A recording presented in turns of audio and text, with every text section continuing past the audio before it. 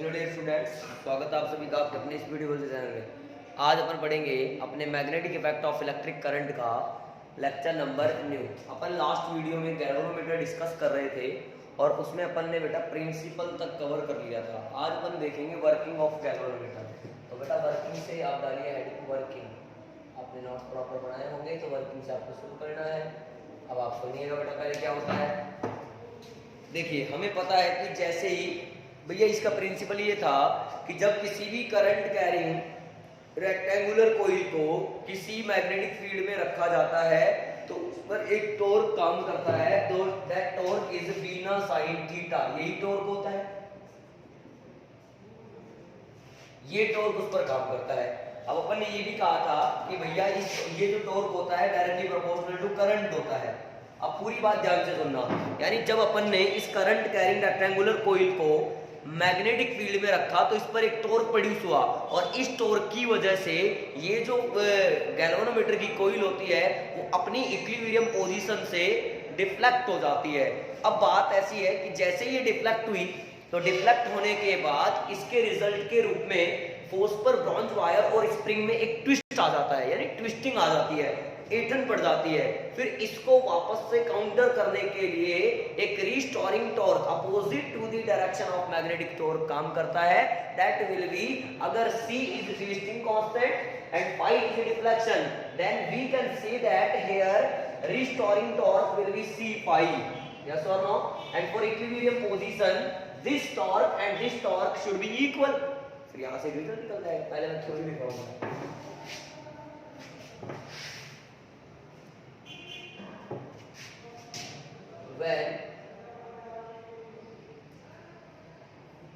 when rectangular current carrying coil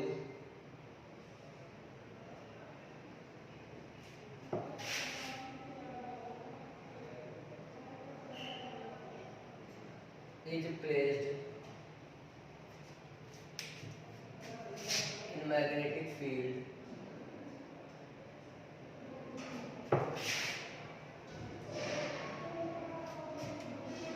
then a magnetic torque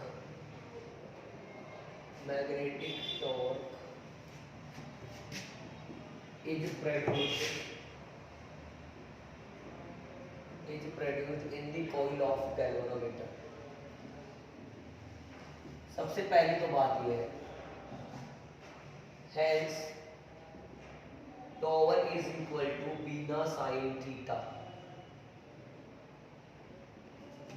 Here magnetic field is radial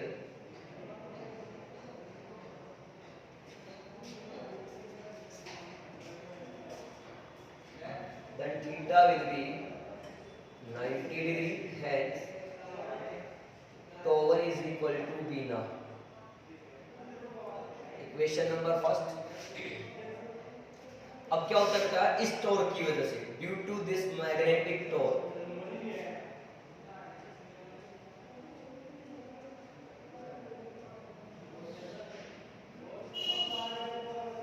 coil of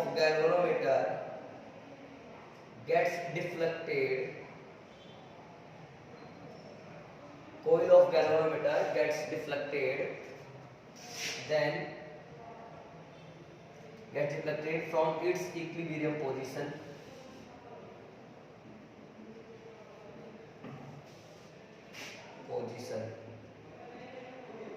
as a result of it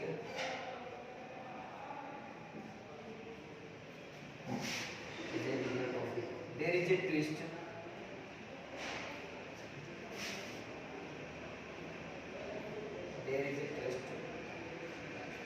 in force per bronze wire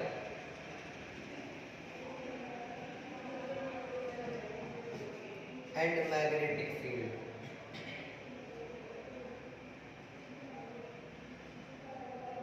ठीक है, a counter और restoring torque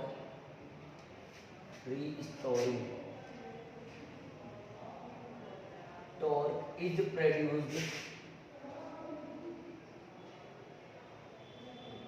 opposite to the direction of magnetic torque। ठीक है। अच्छा अपन ये बोले एक C twisting constant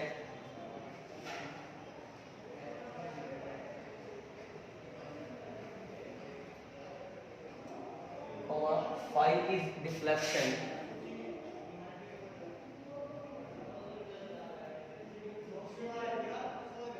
then restoring torque।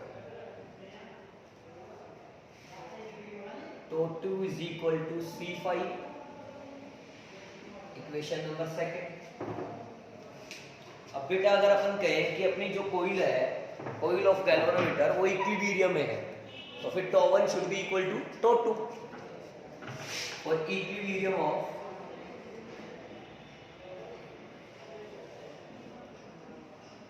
Coil of galvanometer,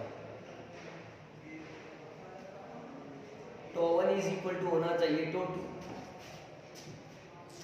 तो यहां से बेटा अपन टॉ 1 को कहेंगे बी ना, इसको कहेंगे C फाई। तो बेटा यहां से I निकालें तो C upon N A B into में 5। इक्वेशन नंबर आ गया थर्ड।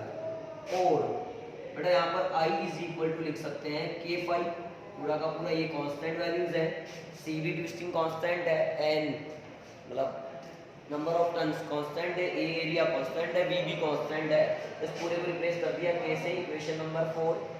अब K एक नया कांस्टेंट आ गया जिसका नेम क्या लिखेंगे बेटा, K इज इक्वल टू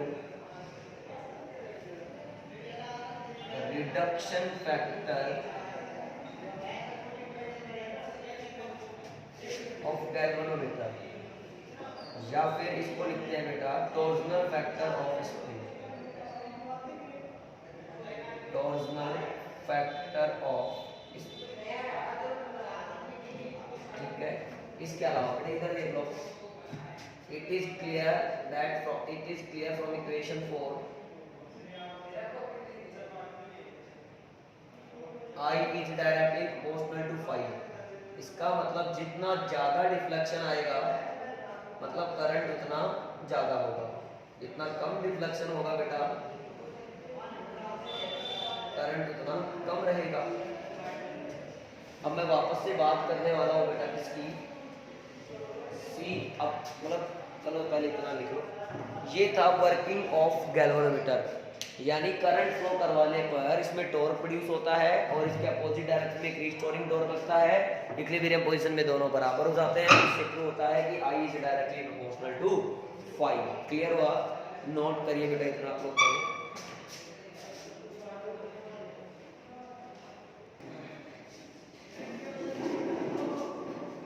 हो गया बेटा, कर लिए नोट, इतना करो बेटा। ये था आपका वर्किंग ऑफ गैल्वेनोमीटर। अब कुछ छोटे छोटे पॉइंट्स हैं जो गैल्वेनोमीटर से जुड़े हुए हैं, अपन पहले उनको भी देखते आइए।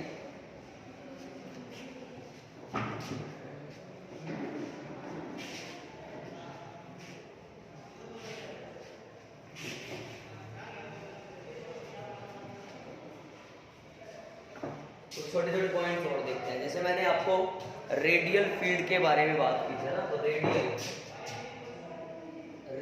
Magnetic field,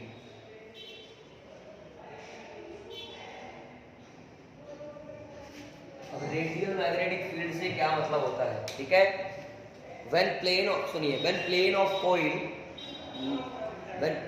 coil is parallel to the direction of magnetic field, then there produce magnetic field is called radial magnetic field. यानी अगर कोइल का प्लेन जो है वो मैग्नेटिक फील्ड के पैरेलल हो, यानी थीटा कितना हो, 90 डिग्री हो, because theta is angle between area vector and magnetic field vector. अब इसमें यही तो कहेंगे कि कोइल का जो प्लेन है वो कहां पर है, parallel to the direction of magnetic field है, तो फिर टॉर्क मैक्सिमम आएगा। In this condition magnetic field is called radial magnetic field. when plane of coil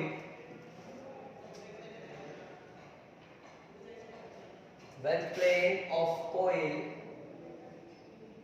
is parallel to the direction of magnetic field, then produced magnetic field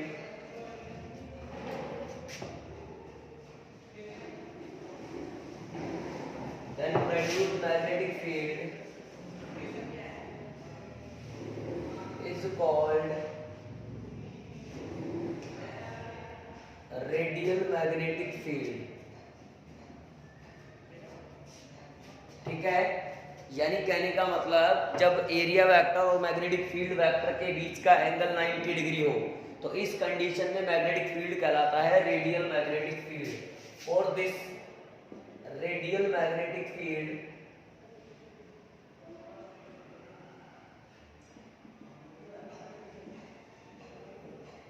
angle between area vector A vector and magnetic field vector B vector should be 90 degree। ठीक है, ये बता छोटा सा point था, याद रखना बेटा। इसके लिए ए और बी का एंगल जो होता है वो 90 डिग्री होता है और प्लेन ऑफ कॉइल क्या होता है, parallel to direction of magnetic field होता है। एक पॉइंट डालिए, sensitivity of galvanometer.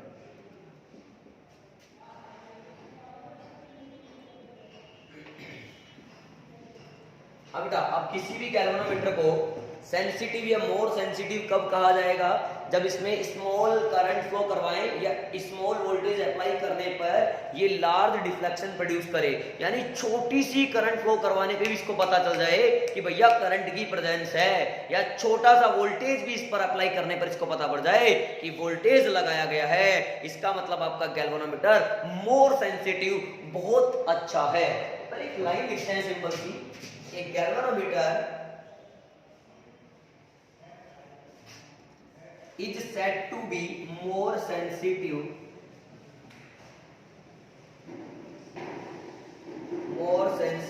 if it shows large deflection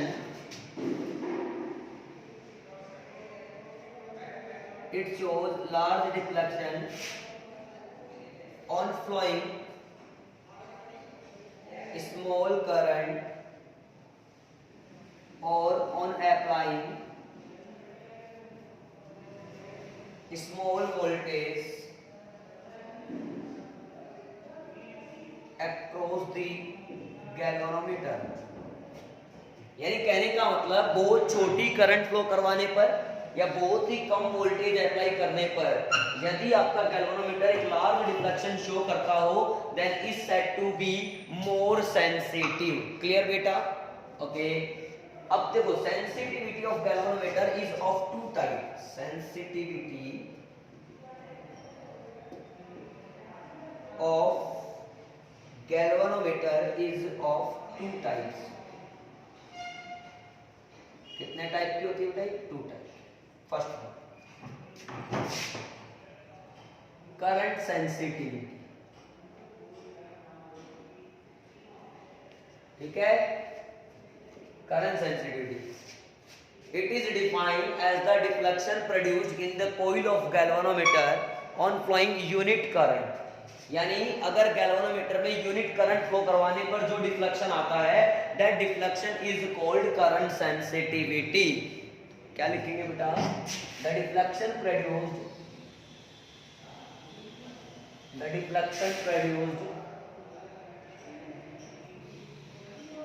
in the coil of galvanometer on flowing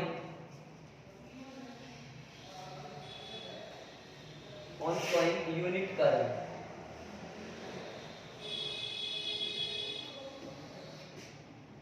The deflection produced in the coil of galvanometer on flowing unit current is called current sensitivity। It is denoted bye IS। S for sensitivity, I for यहाँ पर current है। तो formula अगर बनाए बेटा तो current sensitivity unit current, तो current कहाँ आएगा नीचे, यूनिट करंट को करवाने पर प्रोड्यूस्ड डिफ्लेक्शन, डिफ्लेक्शन कहाँ आएगा ऊपर, क्या कहलाता है आपका करंट सेंसिटिविटी कहलाता है। करंट सेंसिटिविटी को हम लोग डिनोट करते हैं IS से, then IS should be equal to 5/I, equation number इसको पढ़ना फर्स्ट। अब बेटा अगर यहां से अपन यूनिट ऑफ करंट सेंसिटिविटी देखें तो 5 is deflection and unit of deflection is unit of angle, that will be radian. तो बेटा यहां पर लिख सकते हैं रेडियन पर एम्पीयर, यानी unit of IS is radian per ampere. Clear बेटा? Again we know that I is equal to C/NAB into में 5। तो बेटा यहां से देखो 5/I निकालोगे तो 5/I आ जाएगा NAB/C, इक्वेशन नंबर सेकंड। अब बेटा जैसे आप इक्वेशन फर्स्ट और सेकंड की बात करोगे, from equation first and second, तो IS मेरे पास आएगा 5/I, that will be equal to NAB/C। अब बेटा आप चाहते हो गैल्वेनोमीटर अच्छे से अच्छा बने, यानी उसकी करंट सेंसिटिविटी ज्यादा से ज्यादा हो, तो यहीं से दिख रहा है करंट सेंसिटिविटी ज्यादा होने के लिए N ज्यादा होना चाहिए, नंबर ऑफ टर्न ज्यादा होने चाहिए, एरिया ज्यादा होना चाहिए, मैग्नेटिक फील्ड की स्ट्रेंथ ज्यादा होनी चाहिए, बट ट्विस्टिंग कांस्टेंट लेस, कम होना चाहिए। To be more current sensitive, galvanometer number of turns, comma area and magnetic field should be more, ये ज्यादा होने चाहिए, but twisting constant, but value of twisting constant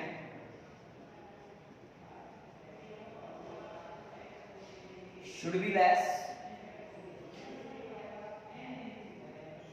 अब बेटा आपने, मैंने शुरू में कहा था कि भैया गैल्वेनोमीटर बनाने के लिए उसको फॉस्फर ब्रॉन्ज वायर की हेल्प से मैग्नेटिक पोल पीसेज के बीच में लटका दिया जाता है। तो यहाँ पर फॉस्फर ब्रॉन्ज का वायर इसलिए काम में लिया जाता है क्योंकि twisting constant for phosphor bronze wire is very less, और यदि C बहुत कम होगा तो करंट सेंसिटिविटी बहुत ज्यादा होगी। मैं यहाँ लिख सकता हूँ for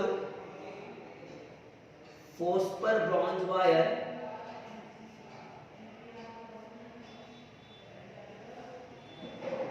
value of C is very less, hence it is used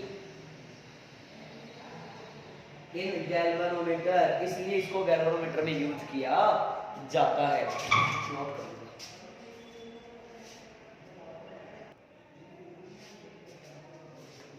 कर लिए बेटा नोट? ओके, बेटा दे इसको, ठीक है। सेकंड पार्ट देखो बेटा सेंसिटिविटी का, सेकंड होता है वोल्टेज सेंसिटिविटी।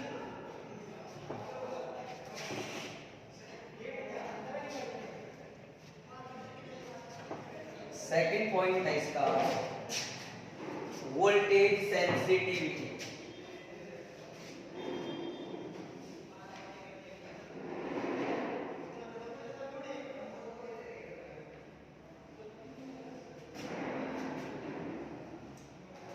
भैया यूनिट करंट को करवाने पर जो डिफ्लेक्शन आया उसे कहा करंट सेंसिटिविटी। तो यूनिट वोल्टेज अप्लाई करने पर जितना डिफ्लेक्शन आएगा उसे कहेंगे वोल्टेज सेंसिटिविटी। लिख देते हैं बेटा, the deflection produced, the deflection produced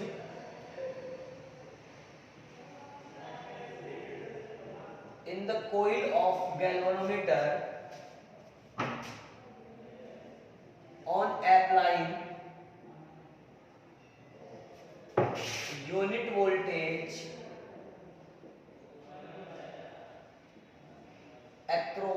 galvanometer is called voltage sensitivity. अच्छा, it is denoted by Vs.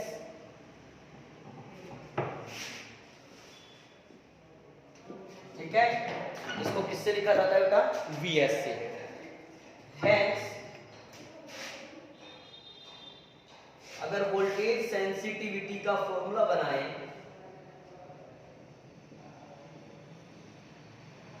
Is equal to deflection upon voltage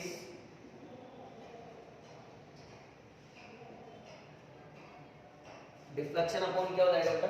voltage. इसको लिखते हैं Vs से. Vs इज इक्वल टू आ जाएगा phi upon I, phi upon V. Equation number first. बड़े इसी को देखकर बताया जा सकता है unit of Vs is radian पर वोल्ट. ठीक है. अब बेटा यहां पर V भी फाइंड कर सकते हैं किस प्रकार से? If Rg be the resistance of galvanometer,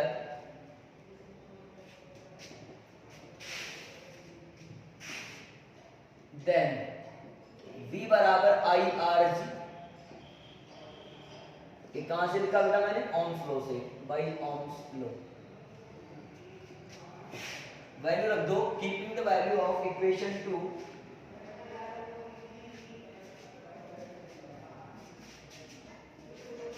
value of equation 2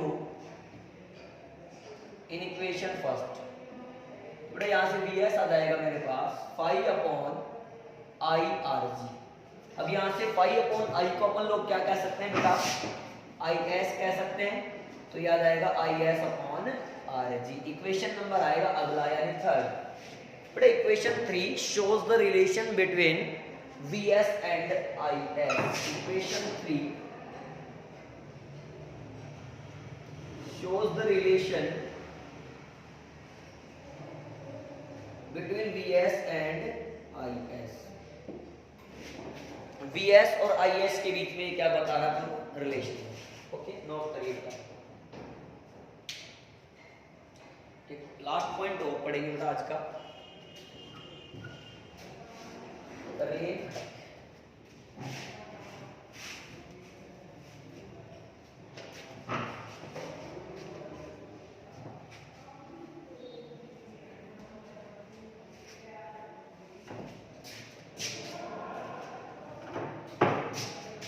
point है बेटा figure of merit. Figure of merit of Galaxy. ये बेटा क्या होता है? रेसिप्रोकल ऑफ करंट सेंसिटिविटी है. अपन ने कहा था यूनिट करंट फ्लो करवाने पर जितना डिफ्लेक्शन आता है वो करंट सेंसिटिविटी कहलाती है. इसका उल्टा कर लो. यूनिट डिफ्लेक्शन प्रोड्यूस करवाने के लिए जितनी करंट रिक्वायर्ड है वो कहलाता है बेटा फिगर ऑफ मेरिट. तो बेटा अपन लिखेंगे the current required to produce unit deflection in galvanometer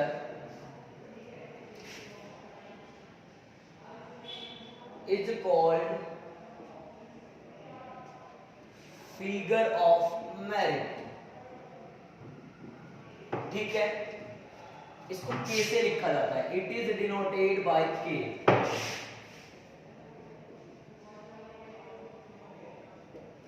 Hence, अब यदि मैं फिगर ऑफ मेरिट का फॉर्मूला यहां पे लिखूं बेटा तो यूनिट डिफ्लेक्शन यानी डिफ्लेक्शन आएगा नीचे. यूनिट डिफ्लेक्शन प्रोड्यूस करने के लिए जितनी करंट चाहिए करंट आएगा ऊपर. तो फॉर्मूला बनेगा figure of merit is equal to current upon deflection and it is denoted by K. Then K is equal to I upon phi, जिसको बेटा अपन लिख सकते हैं 1 upon Is. Equation number first. Again we know that I is equal to K phi होता ही है. इसको लिख सकते हैं C upon NAB into phi. तो यहां से देखोगे बेटा तो पाई अपॉन आई, उल्टा करो, I upon 5 C upon N A B, equation number आएगा सेकंड।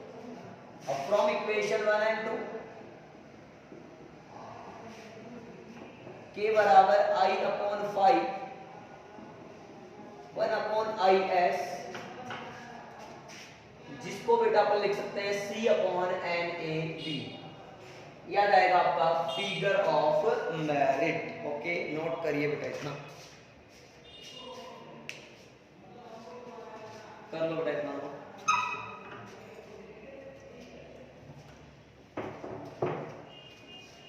हो गया। ओके डियर स्टूडेंट्स, आज के लिए इतना ही काफ़ी है। आज अपन ने इस वीडियो लेक्चर में काफ़ी कुछ सीखा है, काफ़ी कुछ समझा है। आई होप अच्छे से क्लियर होगा। कहीं पर कोई प्रॉब्लम आ रही है तो आप कमेंट सेक्शन में कमेंट करिए, ताकि मैं आपके सवालों का जवाब दे सकूं। और यदि फिर भी कहीं कोई समस्या रह जाती है तो आप डायरेक्ट कॉन्टैक्ट कीजिए। ओके, वैसे आप लोगों को लगातार पढ़ते रहना है, अपने स्वास्थ्य का ध्यान रखना है और बेटा लगातार जुड़े रहना है। ऑल दी वेरी बेस्ट बच्चों, टाटा, बाय बाय।